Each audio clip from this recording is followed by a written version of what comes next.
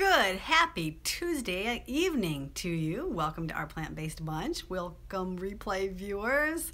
We're glad that you're here, and this is a live stream. So if you're watching right now, you are a replay viewer because nobody's here right now.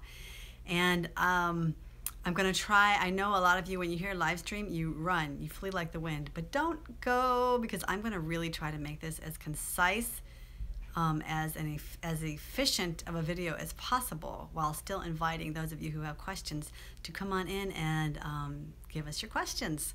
So, having said that, let's go ahead and move forward with this topic. Today, I want to talk about fermented foods, and we've talked about this several times on Periscope, on the Periscope broadcast, and the question still keeps coming up, what about fermented foods? Because a lot of us have been led to believe that fermented foods are very good for us. They're super healthy, they put good bacteria in our bodies, there's all kinds of health benefits to fermented foods.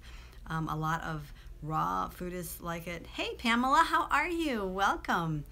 A lot of healthy, crunchy people, they love fermented food. Homesteaders, people on, farmers. It's been done for ages, fermenting food and storing it that way.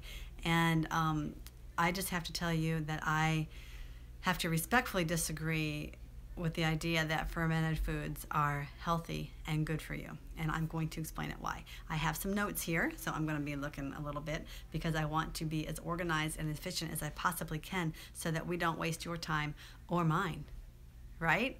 So, having said that, why am I doing this on a live stream?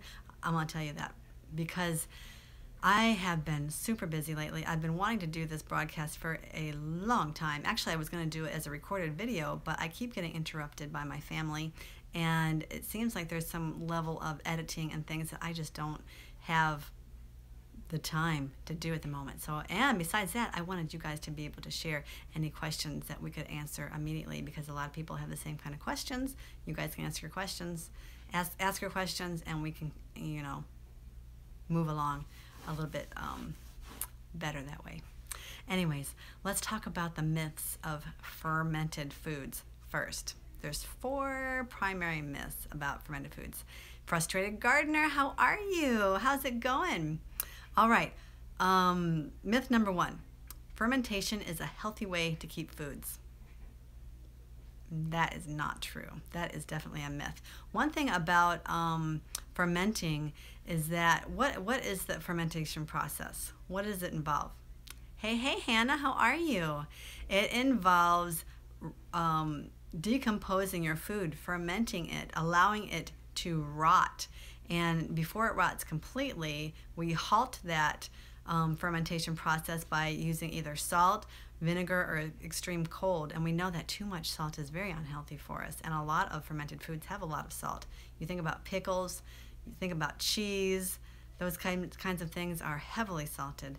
Or adding vinegar, and vinegar is a fermented product in itself, but adding vinegar to fermented foods kind of halts that rotting process, and vinegar actually is harmful to our bodies, and we're going to move forward and talk about that a little bit more in just a little bit. I've heard this yesterday with the keto diet. What is your take on this? The keto diet, that is another topic that we need to touch on, and we've talked about it before. But let's stick with the fermented foods right now, because I want to stay really organized and efficient as we're going through this, so that those who are watching the replay can stay on track and don't have to waste a lot of time trying to go through all of this stuff. Hey, hello, how are you, Kara? How's it going? All right, so heavily salted or foods with vinegar added. And we're going to talk about why vinegar is bad for you, but right now that's one reason that it's not a healthy way to store food, is to ferment it. One thing about vinegar, we're just going to talk about vinegar right now instead of waiting until later. Vinegar disrupts digestion. It actually hinders the digestive process.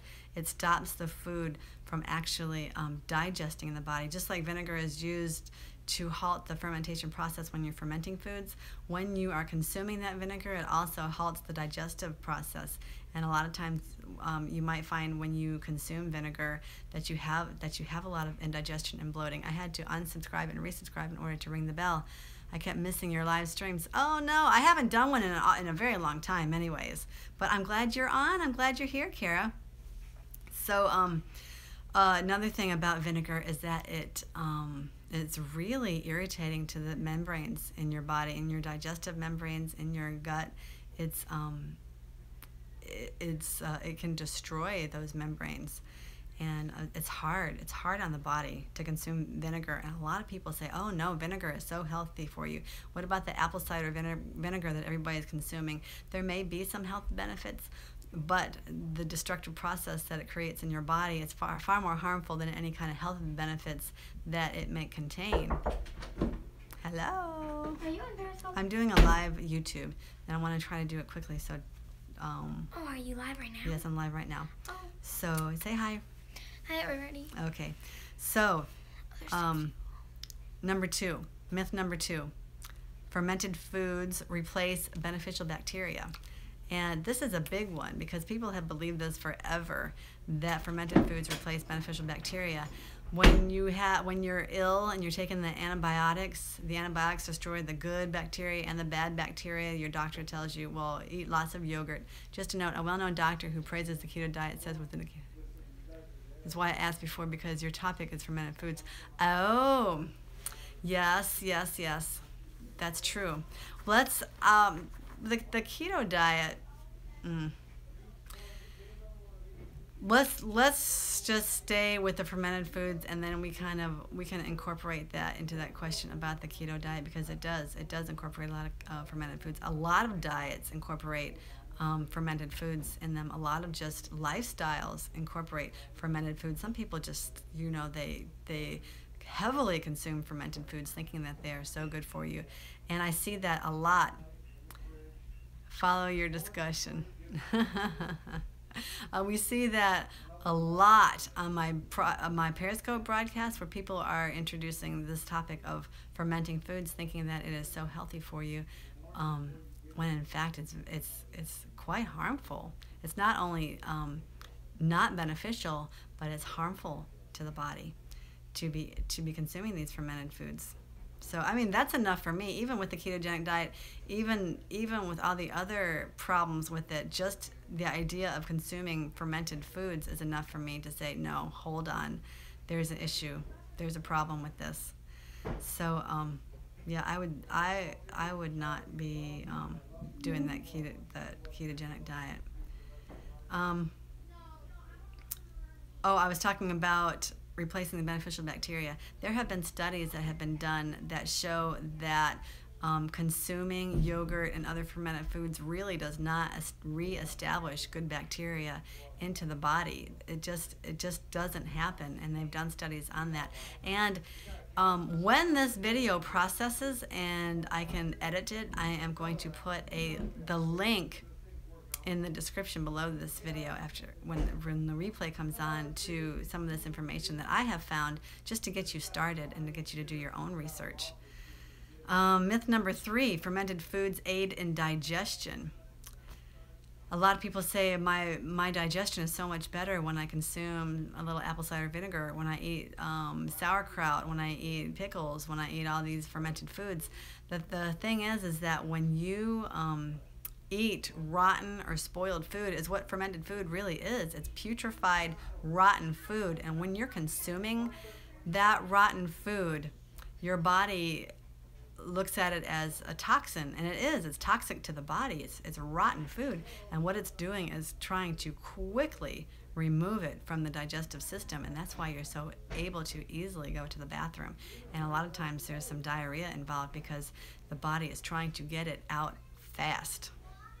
So that's the thing. That's why it seems like your digestion might be easier. I do not truly agree with this keto diet either. Fermented foods and fat foods, just don't understand it. I know.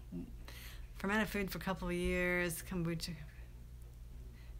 Oh yeah, I think it looks. I couldn't totally get that comment because it kind of disappeared on me. But it looks like you tried it and stopped eating the fermented foods. Am I right about that? I'm not sure. Number 4, eating rotten foods can give you a longer life. And just that idea that eating fermented, rotten, putrefying food can give you a longer life, I stopped eating it. Okay, that's what I thought you had said. It simply isn't true. It may be a coincidence that some people that do live a long time have consumed fermented foods like yogurts and sauerkrauts and different things, but that's not what is giving them that longer life. There's probably other factors involved in that. It's a better idea to think and to know that eating life-giving food, alive food, raw food, healthy, unprocessed, salads, fruit, fresh fruit is providing those life-giving properties that are giving you the long life. It's not going to be the rotten, putrefying, fermented food. It's just not going to happen, right? So let's talk about the harmful effects, if I can find it. Let me go back here. Hold on a second. I did the miss. Oh, man. Hold on a second. Here we go. I was already there. The harmful effects of fermented food. And it's true that fermented food is harmful. Some people say, well, there's such a conflicting, ideas on fermented food. Some people say it's good. Some people say it's not good for you. I'm just going to go ahead and eat it, thinking that maybe it'll do some good for me. And it's not going to hurt me in any way. But it actually can. It does, because it's rotten food. It's toxic.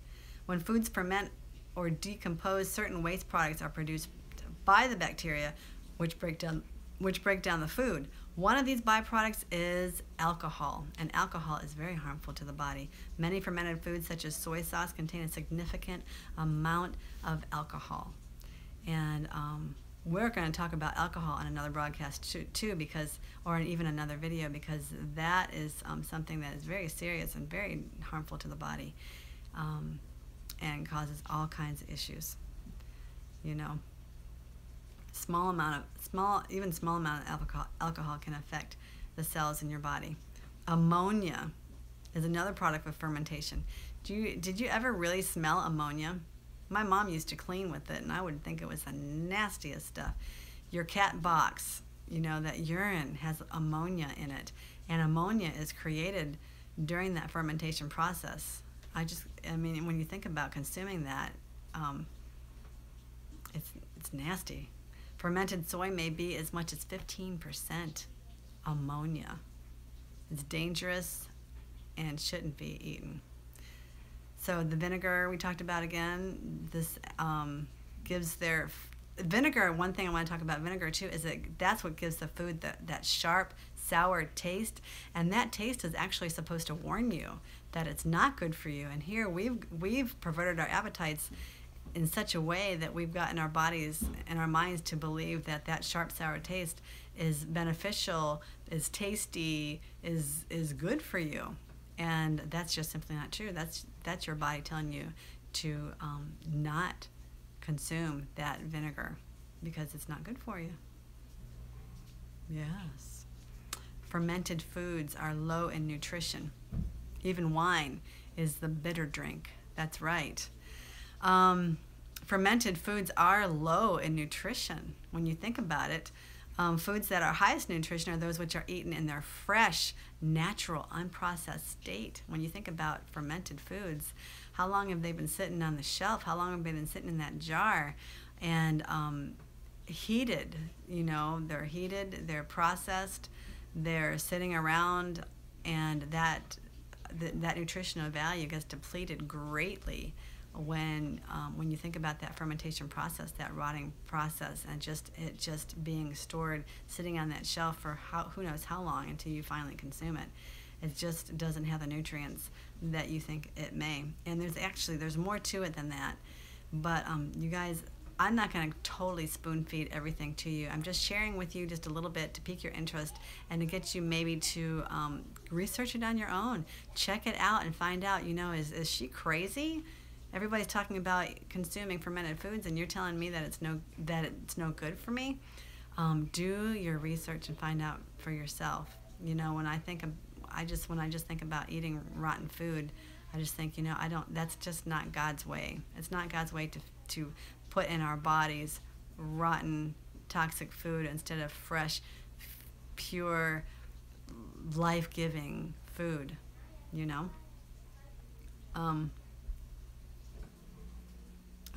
I have gotten very ill from toxic mold exposure, so all fermented and moldy foods, it's odd to me that they add aspergillus and other mold spores. Yeah, it doesn't make a lot of sense. When you think about cheese, the blue cheese, cheese is another one that there's a lot of mold and the fermenting process in cheese. And when you think about consuming that mold, people eat blue cheese, it's moldy cheese.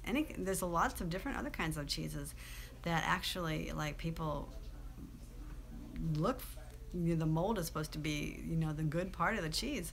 I meant I can no longer eat any of those foods. You can't even eat them, can you, because of the mold? Yeah, well, that's good, because you shouldn't eat them. How are you doing, by the way? It's good to have you. Oh boy. So did you get your cookbooks yet? I don't know if you got them yet. So all right. Let's look at the types. Yes, made you very sick. You're not sure if you got them yet? Oh, okay. I was just curious. Various fermented foods are eaten all over the world. You've got fermented fish cakes, pickled garlic. You've got pickles. I have to go to the P.O. box. Oh, yes, that's right. That's right. Much of the fermented food is dairy. You got your yogurt and your cheese and your buttermilk and your soured milk products. That it's just not. I listened to a well-known doctor on YouTube praise fermented foods and benefits, and I just did not believe him. And here you are talking on the subject. It's like a confirmation. Yeah, right.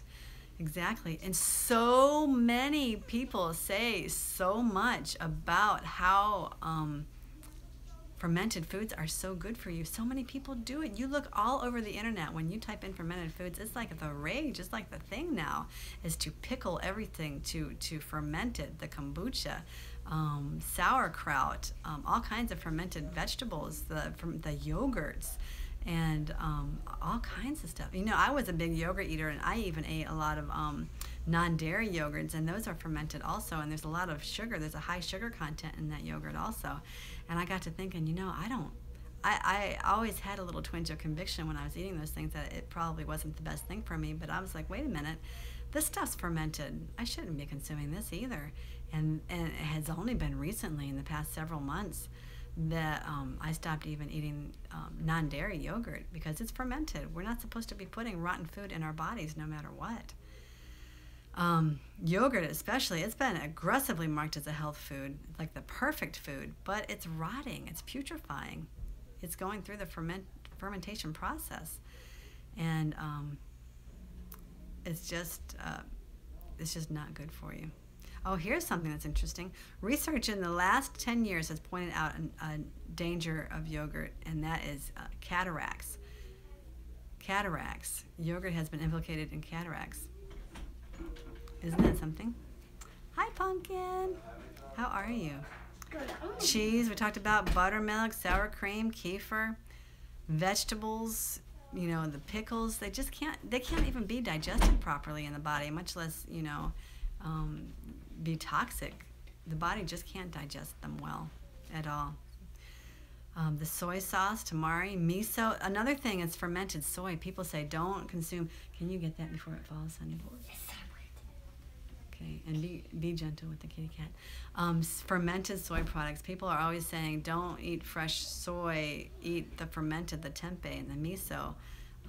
things like that, and that is just simply not true. I always try kombucha before the mold issue because I was told it was good for me, but I could never drink it. It always made me sick to my stomach. Yes, your body can't digest the stuff. It's just so difficult to do that. The kombucha, I'm talking to people on YouTube this time. Periscope? YouTube, actually. I'm actually doing a YouTube live. Yes, there are people on here.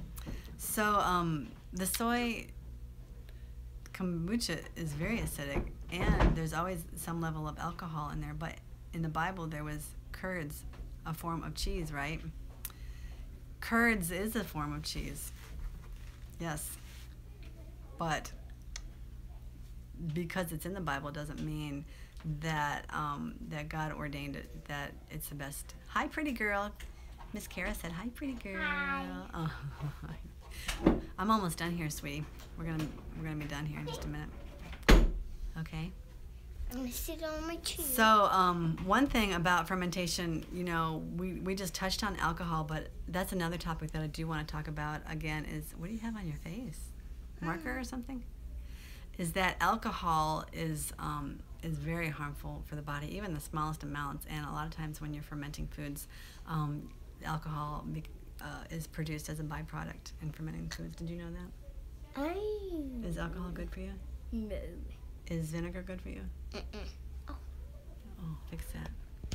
I'll get it. There we go. All right.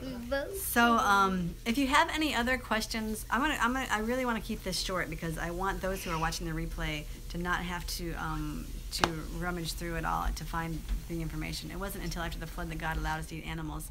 That's right. I would love biblical guidelines for my diet. Yes, definitely. I don't know. Are you on Periscope at all? Because we talk a lot. We've been going through the 8 laws of health on Periscope. I do a lot of that there, but you know what? I think I'm going to move some things over here to YouTube too. We're going to discuss more of the 8 laws of health. And if you go to my website, ourplantbasedbunch.com, we actually go through all the 8 laws of health on the website, and that gives you a good idea of some biblical principles on diet. And we're gonna really talk more about that. God's way, God's will to make our bodies healthy and well and strong, and help us to have clear minds so that we can discern His will and know what He wants for our bodies and just for our souls in general, that we might be prepared for when Christ comes to take us home, and that we can be prepared to share the gospel, to be healthy, to be vibrant, to be alive, to be well, and to be able to do His perfect will. Amen. Glad I could be able to say that. So, having said that, if you have any other questions, please give them to us in the comments below. This is Dee, and no, I don't Periscope. Yes, Dee. Thank you for your videos and your hard work. Okay, so I'm glad you shared that, and I had a feeling that there's a lot more than just Dee that don't get on Periscope, and that's why we're doing more here on YouTube. And I'm really trying to focus on it. There's some things that are coming up that's going to keep me from doing as much as I want here lately, but I'm really, really, really trying to stay on top of things and share as much as I possibly can with you all, because I care about you too, and I love you guys, and you've been so supportive and encouraging to me. I read your comments all the time, and it's such a blessing, and I just am so blessed beyond measure that God allows me to be used by Him to be a blessing to you all. And I'm just so grateful that you are watching and that we can come together and share with one another. And we're just going to keep at it. We're just going to keep doing it, and we're going to keep going here through this on YouTube. Righto? Yes. All right, you guys. My goal is to grow closer to God's will and to live the life He wants me to live. Amen. Amen. Yes, that should be everybody's goal. It should be all of our goal. All of ours goal. I'll check the P.O. box tomorrow. Looking forward to getting them. Yeah, you should have them by tomorrow, I hope. Congratulations again, by the way. Appreciate you participating. We are going to do another giveaway, but I was going to do it this week. But things have come up, and I'm going to talk about it. But I'm not going to talk about it right now because I got to really shorten this up. You're welcome. You guys have a wonderful evening. And I'm sure it's evening for most of you, maybe daytime. I don't know if Pamela is still here. I'm not sure what time it is where you are, Pamela. But you guys, don't do that, Pamela. Be a lady. We'll talk to you later. Thank you so much for watching, for taking time out to be with me. We'll catch you next time. And don't forget to live well and be strong. Adios. We Okay. got some good oils here. I gotta end this thing. Bye-bye now.